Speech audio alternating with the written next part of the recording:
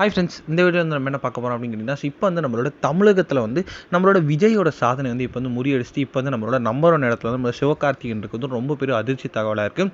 இந்த ஒரு ரிப்போர்ட் வந்து ரசிகர் மன்றத்தில் செம்ம ட்ரெண்டிங்காக போயிட்டுருக்கு. ஸோ அதை பற்றி அந்த வீடியோ டீட்டெயிலாக பேச போகிறோம்.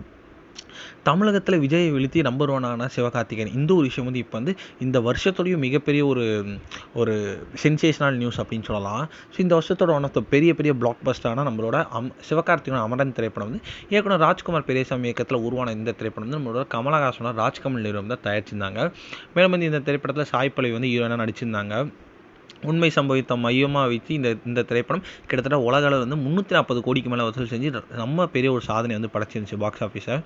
அது மட்டும் இல்லாமல் மற்ற திரைப்படங்களின் வசூல் சாதனையை தொடர்ந்து வந்து நிறைய சாதனையை முறியடிச்சுக்கிட்டே வந்துச்சு.